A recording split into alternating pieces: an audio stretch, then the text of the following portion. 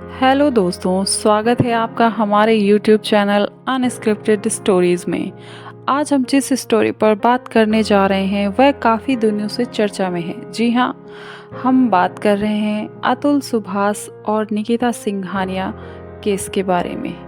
जिस केस में अतुल सुभाष की पत्नी निकिता सिंघानिया ने कई बड़े खुलासे किए हैं। सुसाइड केस में ताज़ा अपडेट सामने आए हैं, जिसमें अतुल की पत्नी निकिता ने पुलिस की पूछताछ में ये भी बताया कि कैसे वो अतुल का नहीं बल्कि अतुल निकिता सिंघानिया का शोषण करता था।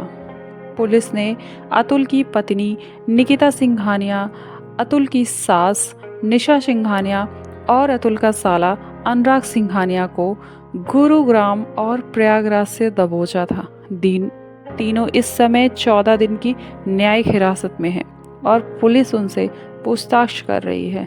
इसी दौरान निकिता ने कई बड़े खुलासे भी किए हैं, जिसने उसमें ये भी कहा है कि वह अतुल से 3 साल से दूर रह रही थी। अगर वो अतुल का शोषण कर रही होती तो वो उसके साथ रह रही होती, ना कि उससे अलग रह रही होती। उसने यह भी कहा कि इस केस में मुझे और मेरे परिवार को फंसाया गया है। मैं खुद नौकरी करती हूँ, मुझे अतुल से पैसे मांगने की कोई ज़रूरत नहीं है।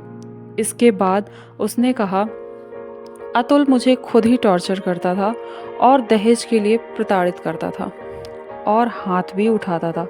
इसी वजह से मैं अतुल के साथ रहने के लिए राज़ी नहीं थी और मैं अपने मायके में अपनी माँ के साथ रहती थी। उसने पुलिस की पूछताछ में यह भी कहा, मेरी माँ बहुत ही सीधी महिला हैं। वो मुझे बिल्कुल भी किसी प्रकार से नहीं भड़काती थी और मेरी अतुल की 3 साल से फ़ोन पर या डायरेक्ट कभी कोई बात नहीं होती थी।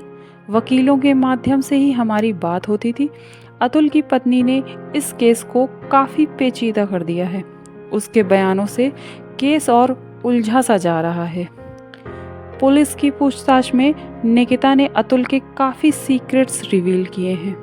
आपको ये भी बता दें कि बेंगलुरु पुलिस इस मामले में काफ़ी गोपनीयता बरत रही है, लेकिन सूत्रों की माने तो निकिता ने काफ़ी संगीन आरोप लगाए हैं अतुल पर, जैसे कि दहेज की अतुल द्वारा डिमांड और दहेज न देने पर तलाक की धमकी अतुल निकिता सिंघानिया को देता था और अतुल की बेंगलुरु में 3 गर्लफ्रेंड भी थी।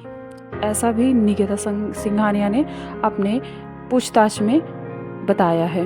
वो सारा पैसा उन्हीं गर्लफ्रेंड्स को देता था। निकिता ने यह भी कहा, अतुल अय्यास किस्म का आदमी था। वो इसी वजह से मुझ पर झूठे आरोप भी लगा रहा था। अतुल अब इस दुनिया में नहीं है। क्या सच है और क्या झूठ, ये तो आगे की पूछताछ में पता चल ही जाएगा। लेकिन आप सबकी क्या राय है, कमेंट में ज़रूर बताइएगा।